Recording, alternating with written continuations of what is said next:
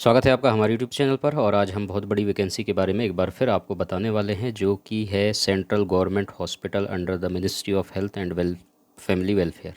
ठीक है, तो ये सेंट्रल वैकेंसी आपका होने वाला है। हेडिंग आपको देखने को मिल रहा होगा कि सफदरजंग हॉस्पिटल, है ना। और अलग अलग यहाँ पर हॉस्पिटल्स के नाम हैं। सफदरजंग हॉस्पिटल है, उसके बाद लेडी हार्डलिंग मेडिकल कॉलेज, उसके बाद राम मनोहर लोहिया हॉस्पिटल और कलावती, है ना। उसके बाद रूरल हेल्थ ट्रेनिंग सेंटर। तो इतने सारे जगह पर यहाँ पर आपको पोस्ट देखने को मिलेगा, वैकेंसी देखने को मिलेगा। बात करेंगे डिटेल में। अच्छी सैलरी भी है, बहुत अच्छा अपॉर्चुनिटी है। तो भाई सब आप तैयार हो जाइए, है ना। मेहनत कीजिए, आप लोगों के लिए बहुत अच्छी अपॉर्चुनिटी है, मौका है। मौका हाथ से जाने मत दीजिए, सब कुछ आपके ऊपर है और तैयारी अच्छे से कीजिए। हम बात करेंगे पैरामेडिकल का। देखिए, रेडियोग्राफर का भी अच्छे पोस्ट है ना। ईसीजी टेक्नीशियन का, मेडिकल लैब टेक्नोलॉजिस्ट का। हम मेडिकल लैब टेक्नोलॉजिस्ट की बात कर लेते हैं इसमें। देखिए, 6 नंबर पर मेडिकल लैब टेक्नोलॉजिस्ट है ना।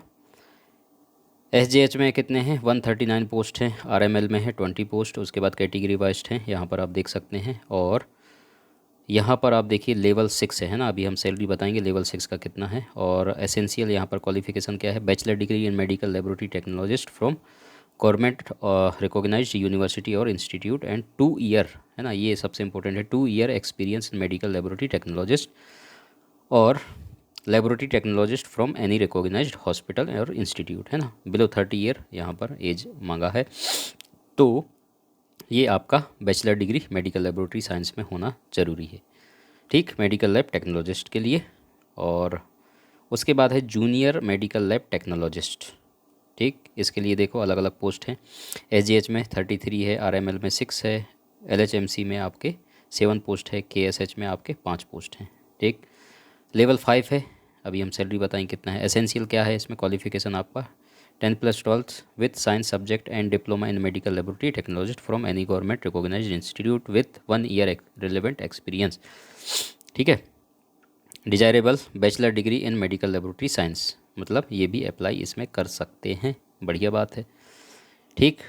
18 से 27 ईयर एज है यहाँ पर, ठीक है भाई। अब बाकी पोस्ट यहाँ पर देखने को मिल रहे होंगे आपको। क्या देखने को मिल रहे हैं? फार्मासिस्ट की पोस्ट है ना।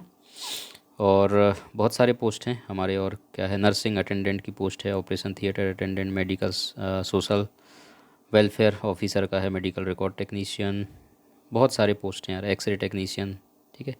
तो ये आप देख सकते हैं, जिसके भी जो भी काम के हैं वो आप देख सकते हैं पोस्ट। जूनियर कार्डियक टेक्नीशियन का है, टेक्नीशियन ईसीटी डेंटल, है ना। तो बहुत सारे पोस्ट हैं भाई, बहुत सारे पोस्ट हैं और अच्छी पोस्ट है, अच्छी वैकेंसी है। और हम तो अपनी बात किए हैं और इसके बारे में और डिटेल हम बता देते हैं कैसा क्या होगा। वीडियो आप पूरा देखना, समझ में आएगा। देखो, date of submission and online application form कब से है भाई आपका, देख लो। यहाँ पर होने वाला है 5 तारीख से, 5/10/2023 से लेकर के 25/10/2023, है ना। लास्ट डेट आपका कब होगा? 25/10/2023, ठीक। Last date and time making online payment का 26/10/2023 है ना। Tentative date downloading the admit card आपका फर्स्ट वीक ऑफ नवंबर, ठीक। तो बहुत बढ़िया भाई, बहुत सारे पोस्ट हैं और वैकेंसी भी बहुत सारे हैं। Schedule of computer based examination 4th week of November start हो जाएगा। Tentative date of declaration of rank list first week of December. बहुत बढ़िया भाई, है ना। डॉक्यूमेंट वेरिफिकेशन, ये सब टेंटेटिव डेट हैं 2nd वीक ऑफ दिसंबर। बहुत शानदार। जनरल इन्फॉर्मेशन देखो, एप्लीकेशन एक्सेप्टेड होंगे ऑनलाइन, सारी चीज़ वेबसाइट पे जा करके सारी चीज़ आप चेक कर सकते हैं, देख सकते हैं, ठीक है। पूरा नोटिफिकेशन आप पढ़ना, बहुत मज़ेदार तरीके से अच्छे से समझना। पूरा नोटिफिकेशन आप लोग पढ़ते नहीं हो, सवाल पे सवाल करते हो यार। पहला काम आपका क्या है? समय निकाल करके एटलीस्ट आप डायरेक्ट सवाल एक चिपका दो। नोटिफिकेशन मत पढ़ो, फिर सवाल पे सवाल, सवाल पे सवाल, ऐसा मत करो। नोटिफिकेशन ध्यान से पढ़ो। हमें जितना मोटा मोटा चीज़ है वो जानकारी देते हैं वीडियो में। पूरा पढ़ करके बताना एक एक चीज़ बहुत समय लग जाएगा, 1-2 घंटे का वीडियो बन जाएगा, समझ आ रहा है। इसलिए ये सारी चीज़ें हम पढ़ करके नहीं बता रहे हैं, ये तो आपको खुद पढ़ना है जब आप आवेदन करेंगे, तो समझ आ रहा है। इसलिए हम जो काम की चीज़ें हैं मोटे मोटे तौर पर वो चीज़ हम आपको बता देते हैं। पे स्किल की हम बात कर लेते हैं, हम यहाँ पर थे। अब आपका देखो, लेवल 5 था, लेवल 5 में 29,200 से 92 तक, है ना। और लेवल 6 जो था सबसे ऊपर, जो हमने फर्स्ट में बताया था, वो है 35,400 से 1,12,400। बहुत अच्छा भाई, ये अपॉर्चुनिटी है। अगर आप ये मिस कर दिए ना तो फिर यार कुछ नहीं हो सकता, समझ रहे हो। बहुत अच्छी अपॉर्चुनिटी है भाई। और हमने आप लोगों के लिए एमसीक्यूज़ के नोट्स जो हैं बुक है ना, नोट्स अब नहीं है, वो बुक्स में है, प्रिंटेड है, और आप ऑर्डर कर सकते हैं हमसे। और प्रैक्टिस बहुत ज़्यादा कीजिए यार एमसीक्यूज़ का, क्योंकि मल्टीपल चॉइस क्वेश्चन ही आपको आना है। थ्योरी रगड़ के पढ़िए, सिलेबस कंप्लीट कीजिए, उसके बाद जितना ज़्यादा हो सकता है प्रीवियस ईयर के क्वेश्चंस को प्रैक्टिस करना बहुत ज़रूरी है।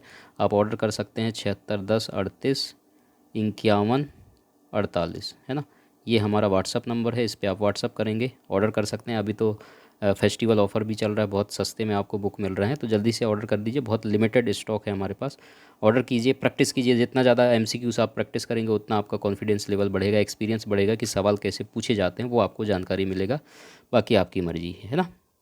तो ये आप देख लीजिए, तो सारे हमारे एमसीक्यूज़ में पूरे प्रीवियस ईयर के ही क्वेश्चंस मिलेंगे जो आज तक गवर्नमेंट एग्जाम में पूछे जा चुके हैं आपको। National citizenship candidate must be citizen of India का होना चाहिए, वो सब अप्लाई कर सकते हो। एज लिमिट, ठीक है, जो रिलैक्सेशन मिलेगा ST SC OBC के लिए आप ये देख सकते हैं चार्ट में, सब डिटेल में आप पढ़ लेना। ओके, प्रोसेस ऑफ सर्टिफिकेशन क्या क्या होगा वो सारी जानकारी भी आपको पढ़ना है, समझ आ रहा है, पूरी चीज़ आप पढ़ेंगे, जानकारी लेंगे।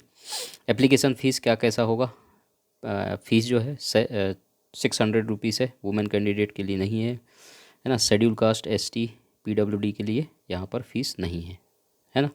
तो अलग अलग माध्यम से फ़ीस होगा, ये सारी चीज़ है। सेंटर ऑफ एग्जामिनेशन आपका, examination will be Delhi and NCR region में होगा, ठीक। और उसके बाद शेड्यूल ऑफ एग्जामिनेशन कैसे होगा, कंप्यूटर बेस्ड एग्ज़ाम होगा, जो कि आपको देखने को मिलता है ना। तो ये तो आपको पता ही होगा कि MCQs बेस होगा, मतलब आपको मल्टीपल चॉइस क्वेश्चन ही मिलने वाले हैं इसमें। और टोटल क्वेश्चंस आपके पेपर कंटेनिंग 60 क्वेश्चंस होंगे, कैरिंग 4 मार्क्स ईच, है ना। And allotted to the completing of CBT 60 minute. बहुत बढ़िया भाई। All questions will be objective multiple choice question होंगे और कंप्यूटर बेस्ड एग्जामिनेशन होगा, हिंदी और इंग्लिश में दोनों में आपको मिलेगा, ठीक है। नेगेटिव मार्क होगा, there will be a negative mark, 1 mark each of wrong answer. समझ में आ रहा है। तो नेगेटिव मार्किंग है तो बहुत सोच समझ के और सावधानी से आपको कॉन्फिडेंस लेवल बढ़ा करके फिर इस एग्ज़ाम में बैठना पड़ेगा, नहीं तो तुक्का लगाने से कोई काम चलेगा नहीं आपका। समझ में आ गया। तो ये चीज़ तो हो गया जो बड़ी बड़ी जानकारी है। उसके बाद एडमिशन और एग्जामिनेशन की प्रोसेस सारा आपको ऑनलाइन ही वेबसाइट पर देखने को मिल जाएगा, सारा चीज़। ये नोटिफिकेशन आप पढ़ना तो आपको मिल जाएगा, क्या क्या ID प्रूफ लेके जाना है वो सब दिया हुआ है ना।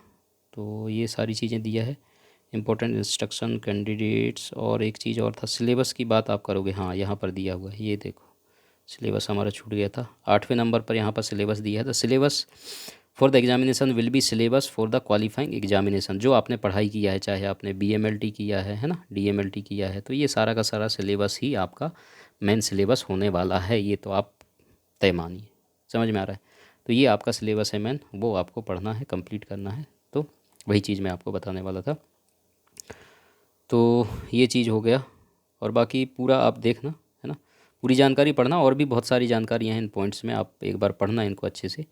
बाकी मोटे मोटे जानकारी जो हम बता देते हैं आपको, तो ये जानकारी आपको पढ़ना बहुत ज़रूरी है ना। हाउ टू अप्लाई, कैसे अप्लाई करना है वो यहाँ पर डिटेल में दिया हुआ है नीचे।